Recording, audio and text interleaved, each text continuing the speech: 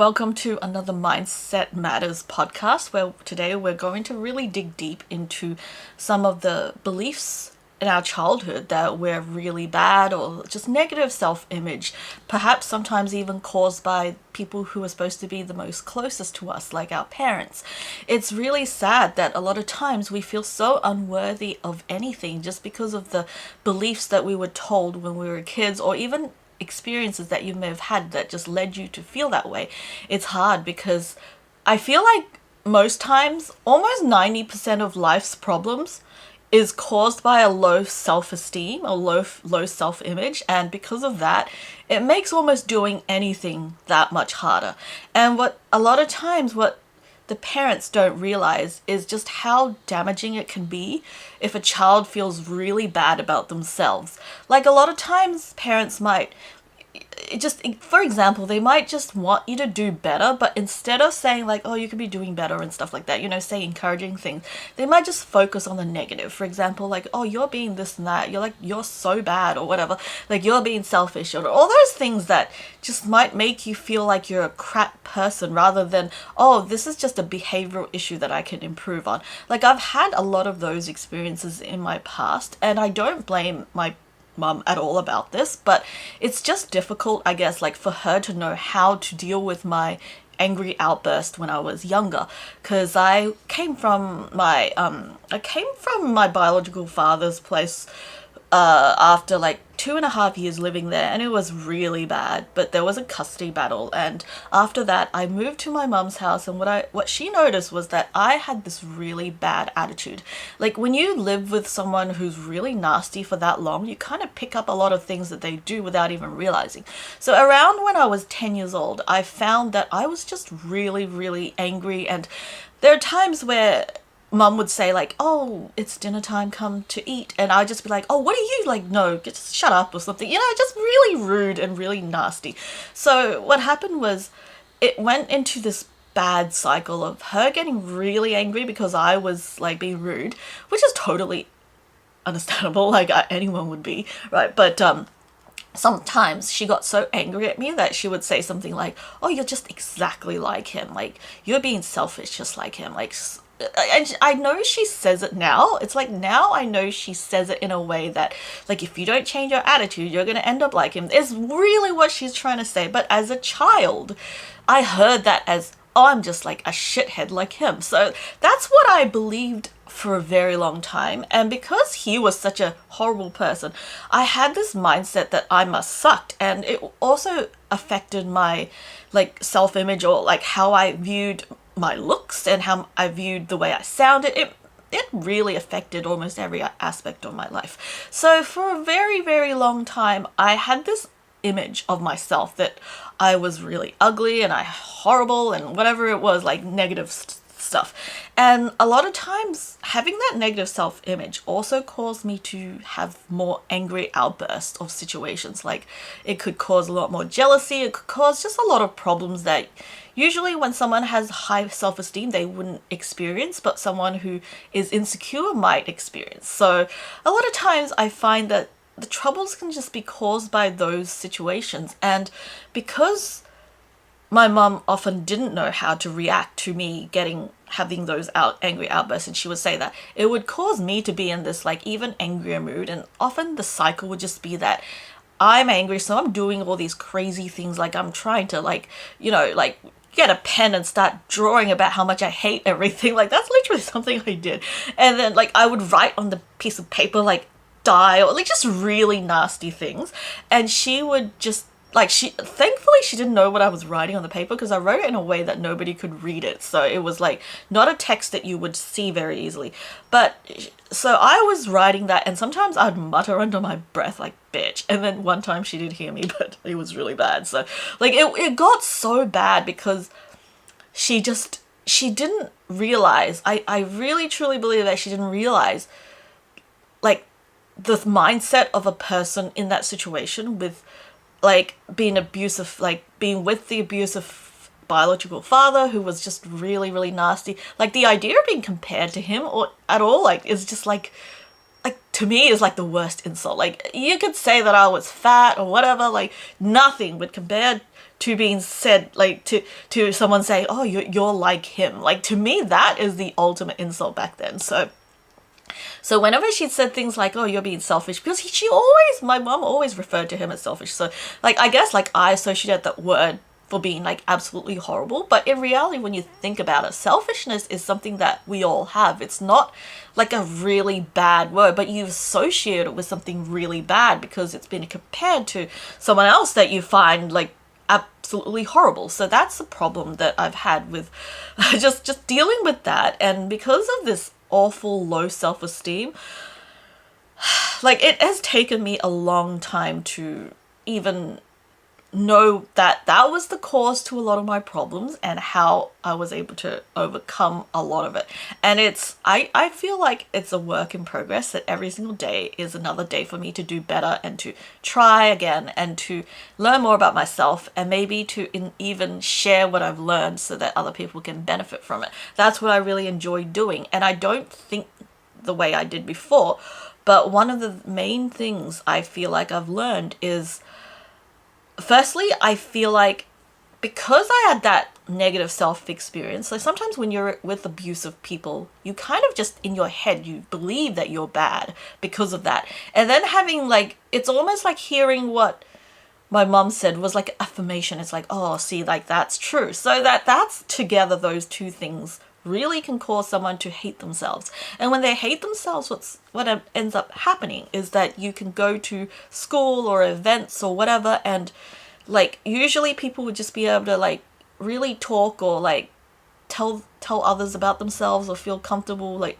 But for me, I always felt really stupid whenever I was, like, talking with other people. I felt really stupid, and it was very hard for me to actually talk to anyone. And I had that problem when I was doing work around that time too. Like, I had so much trouble interacting with people. I had so much trouble with almost anything that normal people would find very easy to do that I just found very difficult, because I just had such a negative sense of self that, like, just hearing me talk at the time was enough to embarrass me. Like, that was how bad it was. I will get to how I kind of change things around over the years, but for starters, I feel like as you get older, you kind of control your anger better. Not really, actually, I shouldn't say that. I don't sometimes. It's like, but what I mean is, like, I know sometimes, okay, this is going to trigger my mom to explode, so I'm just going to shut up right now. So as I got older, those kind of really bad fights kind of died down. But when I was in my teenage years, you can probably imagine that was at the worst, because as a teenager, you're rash and you just say whatever the fuck you want. And then all of a sudden, like, oh my God, like, you're at a death war with your mom, and she's, like, so angry because you called her something, and then I'm so angry because she called me something. You know, it's just so bad. Like, that's the issue I've had. And I feel like if I had known, if I was able to even, like, be aware of, like, my own self-esteem problems in my early years, maybe I would have been able to do something about it to actually help myself more. Because self-awareness, I always think, is the most important thing when it comes to these kind of stuff. I feel like self-awareness is so crucial, because when you're aware of what you're doing or how you're feeling, you can change that much easier than if you weren't aware. So let's just say that at that point, I had horrible self-esteem. I did quite a few different jobs at that time where I had a lot of trouble, and it was all for the same reason. For example, I did jobs where I had to answer phone calls, and it's like just basically booking people in for appointments and stuff. And I don't know why, but even just answering the phone call and saying that sentence that they all wanted me to say, like, it was that, like, hello, this is whatever, and you're speaking to, and, you know, you think of this, and, like, I feel like most people probably don't feel embarrassed when they're saying that. Like, it's just like, it's a script that you're given, and you have to say that every single time you answer the phone. But for some reason, I felt so stupid when I said that. I just felt so embarrassed, like, oh, people are hearing me, what, like, will sound so bad, oh God.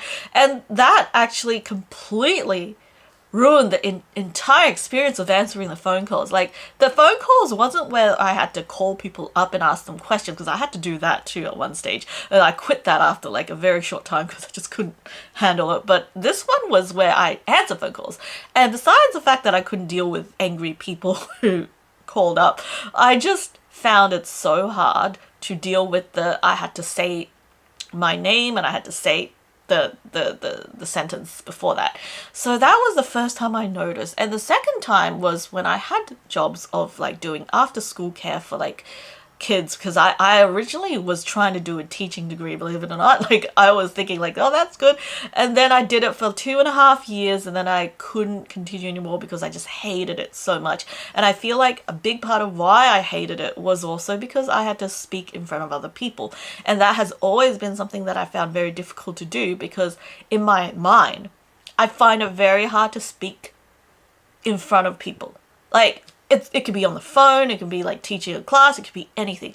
Like when I'm speaking with nobody, that's really great. I can fully be myself and everything. But as soon as there's one person that's in the room, I will feel so embarrassed. Like I just couldn't handle it. Like it feels like whatever I say just sounds stupid and I just can't concentrate. It's like, that's why a lot of times I feel like I can't do things in public, or I have to send people out of the house so I can film a video, just because of that horrible feeling of just feeling stupid. Like I can't describe it more than just, I feel stupid when I speak. Like it's just, that's how it has always been for me. And I just feel like, okay, if I'm going through that, there's something really negative going on in my mind. I'm thinking all these negative thoughts, right? So back then I did those work and it was just hard. And I found that I wasn't able to handle a lot of the stresses that came with the jobs.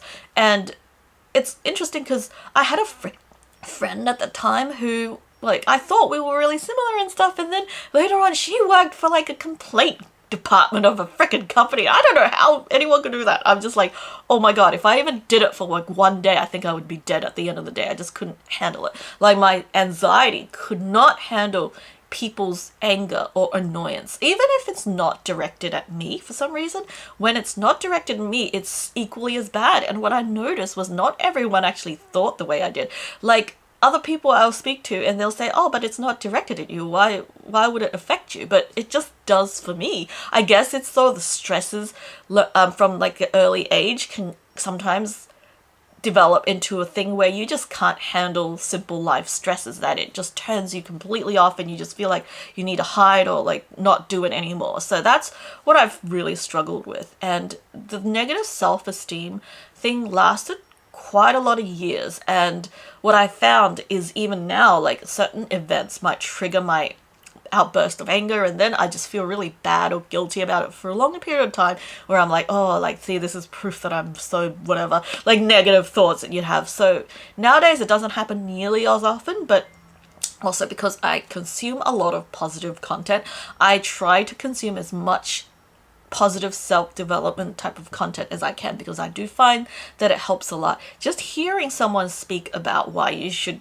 love yourself, or why you're not horrible as you think, or just things like that really helps me. I mean, it doesn't do that much in one day, of course, but it does help me over time. And I do find that the more I listen to them, the more I feel better about things and the less I am as negative to myself. So I always do recommend that just consume as much positive stuff as you can, and it just makes such a big difference. And that's probably why I've started to really talk more in depth about all my experiences, because I feel like if someone can listen to this every day and it could help them feel slightly better about themselves, then that is the greatest thing that person can do. Because once you feel better about yourself, you'll find that so many of the life's problems you've had will start going away, like insecurity, jealousy, and all those things are all triggered by insecurities. And feel like, oh, did I just say insecurity, trigger insecurity? Really? Did I just say that? So anyway, one of the freaking funny things is I had this vision of how I must have sounded or looked like when I used to not watch my own videos. So I had this vision that, oh, I really sounded bad or stuff like that. And when I first listened back to my videos and stuff, I thought that too. I was like, oh my God, that's really bad. Like, that's horrible. But and as time went on, as I got used to it, as I started to sound more better, really. can't use English very well sometimes, but as I started to improve on the way I spoke and everything, I did watch those videos back, and I'm actually not feeling as negative as I used to, and sometimes I even feel a slight ounce of positive about myself, and that's never happened before. That's something that I never thought I would ever feel, is to actually like something that I've done. To like myself in a video is something I never ever once imagined that would happen to me, but it has. And it's all because I just try to be exposed to it, and I watch myself a lot in those videos, and sometimes I do find that I say some really funny things, or sometimes I'm like, I don't feel like I'm always just like I'm watching myself and like, oh, ugly, whatever. But now there are some days where I actually look at myself and I think, I don't look too bad today. Like, what's going on? Like, I'm trying to find the secrets of my dashing youth that day. I'm like, what's going on? Why do I look so hot?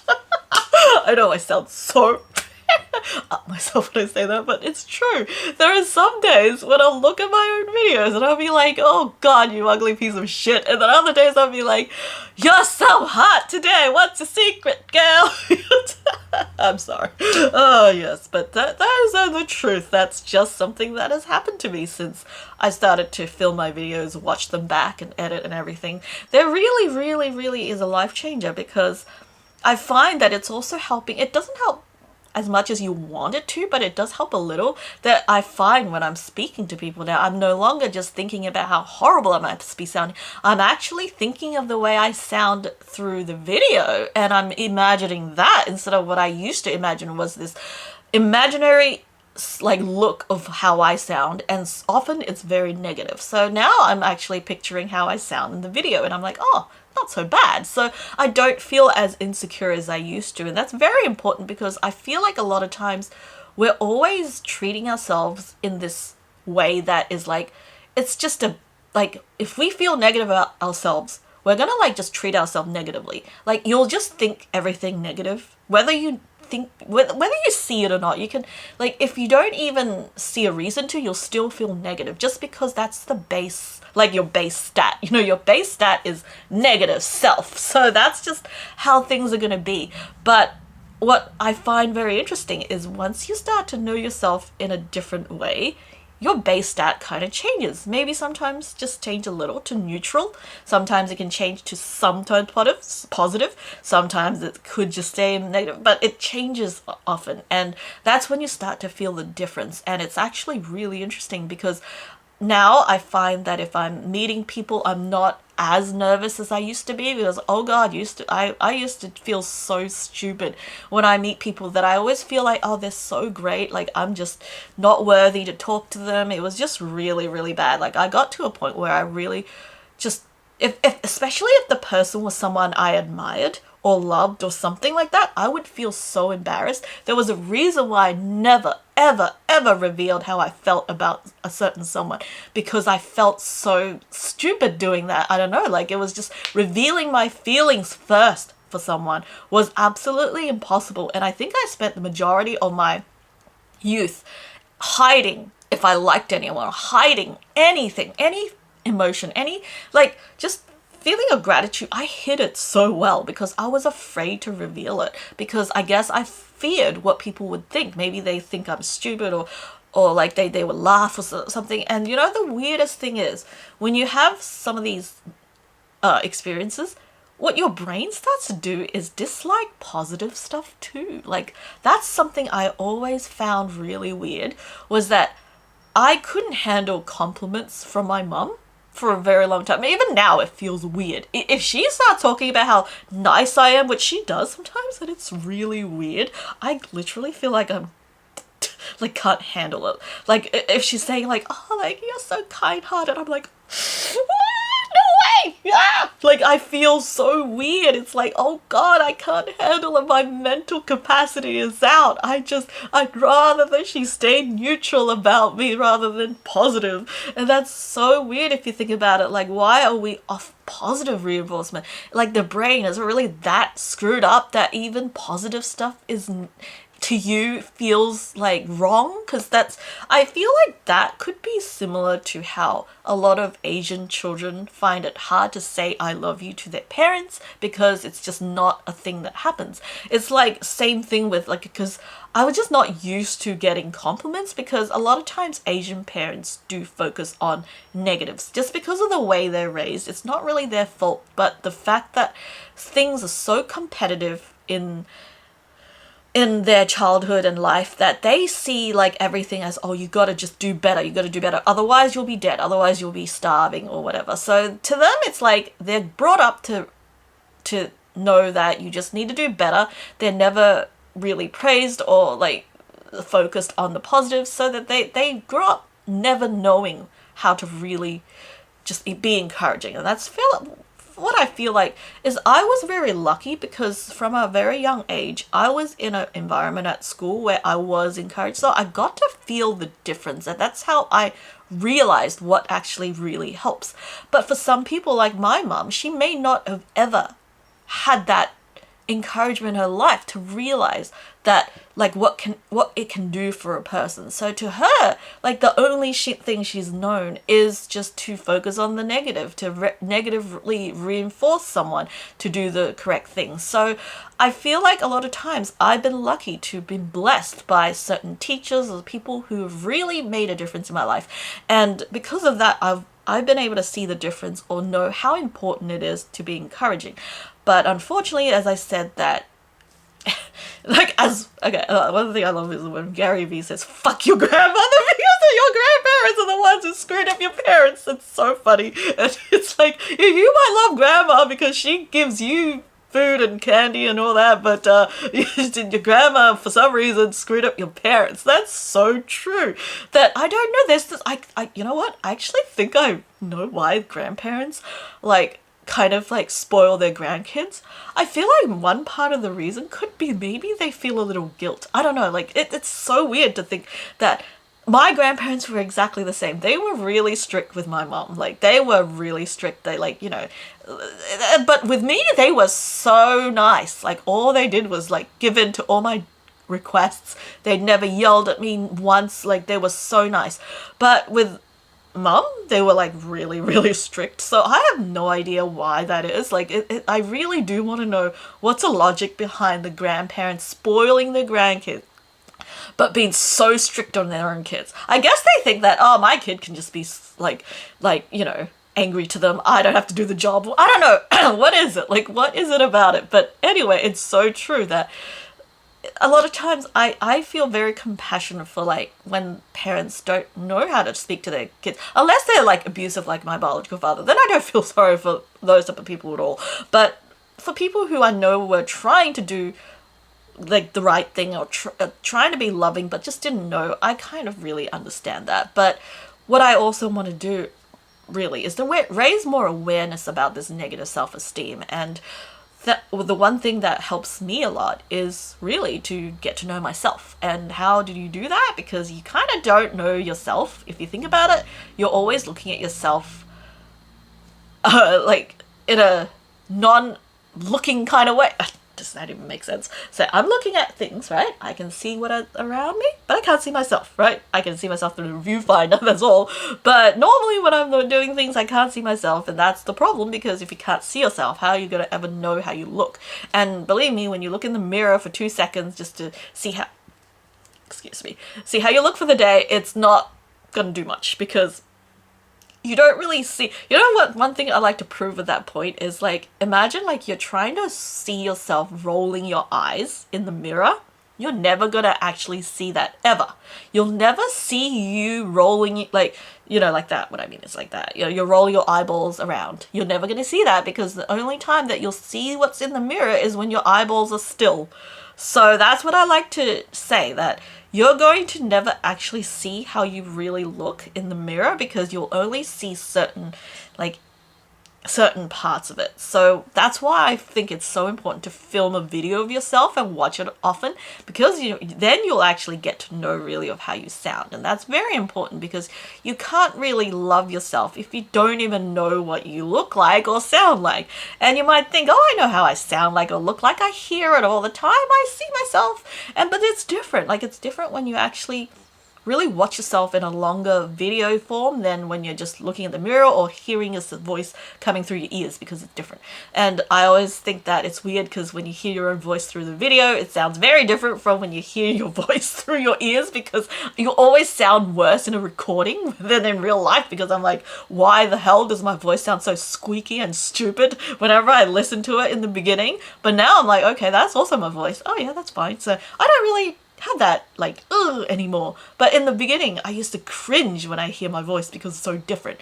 But again, if you're exposed to it all the time, you do get used to it. At least that's what I find, that I did get used to it when I just exposed myself for a long period of time. And it's hard, because at first you'll just want to run away and give up and not even bother, but it really does help after a while to keep going with it and never to stop, because you'll find that that's going to just make you go back to where you were. So that's very important. And like, how I think the best way to fix a negative self-image is to do stuff that could help someone else. I feel like that, to me, has always been one thing that makes me feel quite good about myself. Like, hey, if I can use a negative experience and to make someone else's life better, I feel like then it's given my life some kind of purpose. And I really like that, because I do remember, like, the people that I care about most are the people who've helped me in some way. So I guess, like, when I try to use my experiences to, like, take some kind of, like, lesson out of it, or just to try to help, it does make me feel a little better. So in a way, it's like I'm almost doing it selfishly for my own self, but at the same time, I'm able to help others, if you know what I mean. Like, it's so weird if you think about it in that way.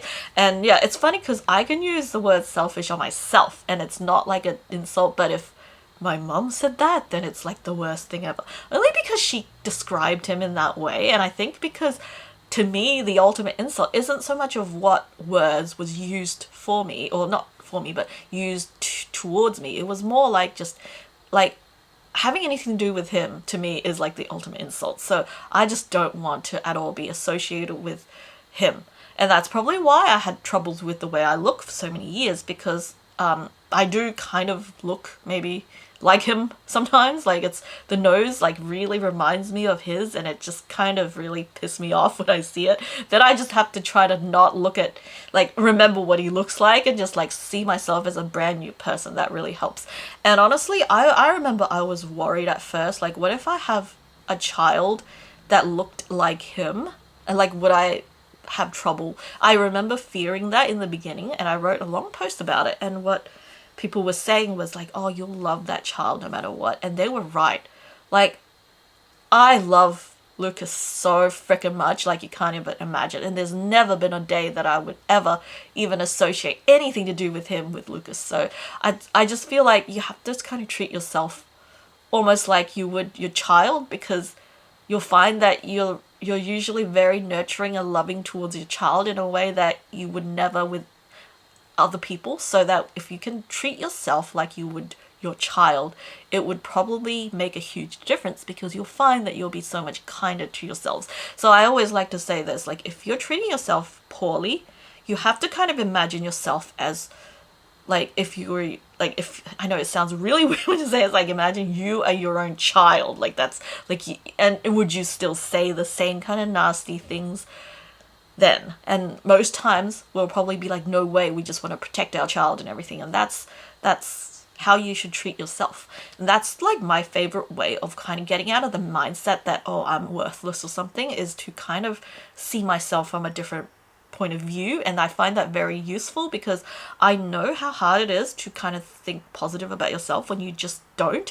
And it's hard, like, you can't just change your mind like that. Like, a lot of times people will say, oh, just love yourself, but you don't know how to love yourself. Like, I remember, like, I kept seeing like advice like, oh, just be kind to yourself, just love yourself. But I was never told or like given a guidebook to how to do that. And that was really hard for me. I just felt like, oh, I don't even know how to do that. Like, what are the steps that I need to take? So that's the important thing I want to work on, is finding the steps to take to love yourself, so that you're not always like thinking, oh, you suck at everything. That's just how basically my mind was for the past 20 years. And it's taken up until now for me to really get over that. And as I said, it really is the best method, is to kind of, you have to like detach yourself and try to see it from a different person's perspective. That is, for me, like one of the main things that could work, is to actually see yourself from a different point of view. And because you'll find it's really weird that how our brains work. Like, you'll find that a lot of the times what you feel is really like just in your stomach. It's like I always associate all my negative emotions come from my stomach. And I guess that's why they have the saying like at the pit of your stomach, because that's where it feels like it's coming from. Like at the pit of the stomach, that's where I feel the negativity. That's why I feel the self-hate, self-loathing and all that. So you have to like kind of like just say like, okay, I know how you're feeling right now, but let's logically look at this situation. Let's like step away from you and look at it. And what you'll find is slowly but surely your mind will start kind of thinking slightly differently, and it will slowly, over time, if you can repeat it every single day, will start to see more of a positive image towards yourself. That's what I find. So that's, to me, my secret of liking yourself better, because it is hard. I know how hard it is when you always just hated yourself, how hard it could be to feel like you're capable of doing something. One of the things I really want to address is, how do you deal with being told all these negative things about you when you were younger? Like, because I feel like children really believe everything that adults say. Like, when I was young, I actually believed when my biological father used to force me to tell him everything me and my mum talked about during a weekend visit before I actually lived with her. He would say something like, you have to tell me everything you talked about. And I have this like machine that can listen into conversations and it will know if you lied or not. And like, as an 8-year-old back then, or 9-year-old, I can't remember, I fully, absolutely believed it. I had absolutely no idea that he was making it up. Like, to me, it was 100% true, and I would be scared shitless if I said the wrong thing. So he got me to like confess every single thing we talked about. I don't know why he was so interested in everything we were talking about, but he basically just like forced me to like remember all the conversations me and my mum had for that night to the full weekend. Every single thing we said, he would say, repeat it to me. I want to hear what you guys talked about.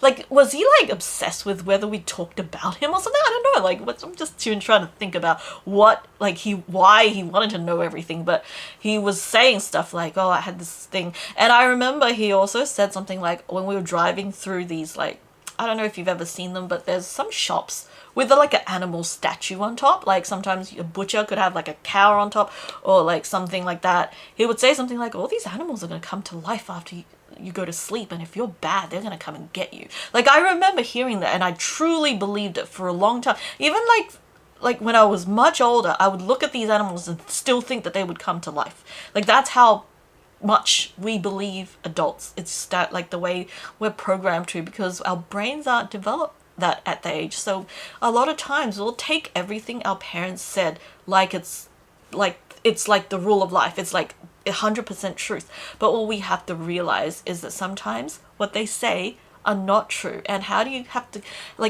even convince yourself when you believed it for so long? Like, how do you convince yourself? You have to, maybe sometimes it helps if you talk to someone else, because having a different person's perspective might just make you feel like, oh, like, I'm not the only one who thinks this. Because I feel like we always want approval or permission. Like, I've always felt like if I was the only one who believed a certain thing, maybe I'm wrong, maybe I shouldn't even think that, I'm just questioning myself. But if even one other person could actually relate to what I'm saying and agree with it, or say like, oh, I always thought that too, I suddenly feel like, oh my god, like maybe my thoughts aren't so wrong after all. Because when I feel like I'm the only one thinking certain things, I just fear, like it's a fear that I'm wrong. So I think it helps a lot if you can get a different person's perspective on the situation. Maybe you can ask them, like, you know, what do you think of this? And you'll find that the more people can tell you what they think, which is often will be like the complete opposite of what you were told as a child, you're likely to start believing it a bit more. So I suggest try to do that if you can, is to try to talk to different people, ask their opinions about it, like what, you know, just so that you have more than your own opinions. So like you might feel like, oh, I can't believe myself like I don't believe that I'm good in any way because that's just me telling. But surely if you ask someone else and they told you, oh, you're really great because of this and that, you'll start to believe it more. But at the same time, I do understand sometimes when you were told something, you believe it for so long, it's hard for anyone or anything to really change your mind. And what you'll find is you'll start looking for proof that what the negative stuff is true. You'll likely ignore the positives and just focus on the negative, and like oh, like someone said they don't like to do this and that, you'll take it as, oh, like that means I suck, or I don't, like, you know, you'll start to pinpoint it onto yourself in some way.